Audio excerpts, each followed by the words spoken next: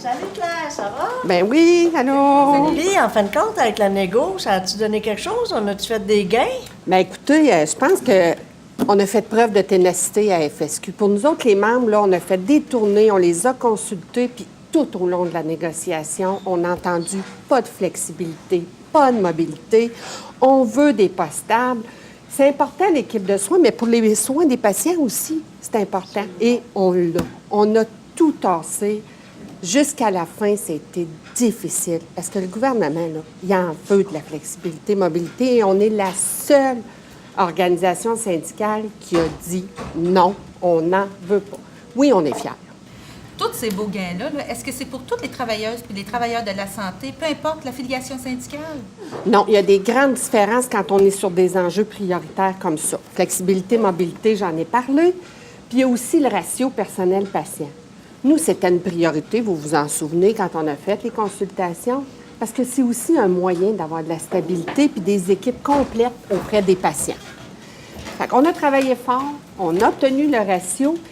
On est la seule organisation syndicale qui a un comité qui est prévu dans sa lettre d'entente avec des mandats et sa composition.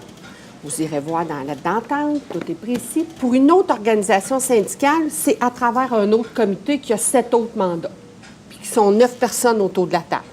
Nous, c'est notre comité FSQ pour les infirmières auxiliaires, les INALO, 2 syndicales, 2 patronales, qui a ce mandat-là. Et l'autre organisation syndicale qui représente des infirmières auxiliaires, des INALO, entre autres, n'ont rien sur le ratio personnel-patient. Donc, il y a des différences. Puis être avec la convention collective FSQ, c'est des gains qui sont tangibles pour les membres qu'on veut améliorer les conditions de travail. C'est difficile, mais on est là. Dis-moi, Claire, est-ce qu'on a fait d'autres gains significatifs? Bien, c'est ça. On a parlé du ratio personnel-patient, on a parlé de la flexibilité-mobilité, on va avoir aussi les postes à temps complet, on va rehausser les postes à temps complet. Donc, oui, il y a des mesures.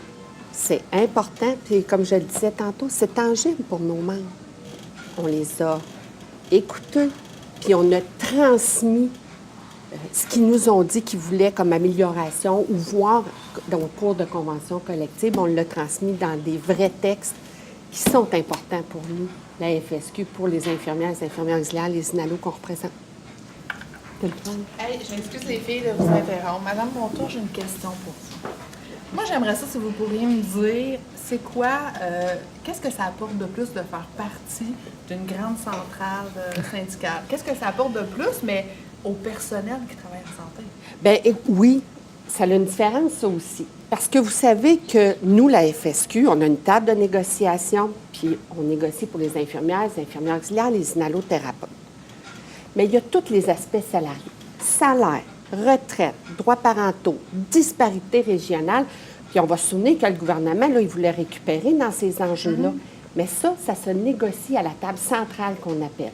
Et à la table centrale, il n'y en a pas des syndicats présents qui ne sont pas dans une centrale. Donc, la CSQ auquel on est affilié était à la table, négociait ces éléments-là. Et nous, parce que la FSQ étant une composante qui a son mot à dire à la CSQ, on a suivi ces négociations-là, on a eu notre mot à dire et on a influencé le résultat. Souvenons-nous du 8 que le gouvernement voulait abolir dans une de nos régions. Bien, on était là, on a tenu notre bout, puis oui, c'est la centrale qui était à la table pour en parler. Une double force. On a notre table de négociation, la FSQ, et on a une influence, on a notre mot à dire à la CSQ qui règle les grands enjeux, ce qui n'est pas vrai pour les syndicats dits seuls ou pas affiliés à une centrale, même s'ils peuvent avoir plusieurs membres. On s'entend? Voilà. Merci. Merci. Ma question.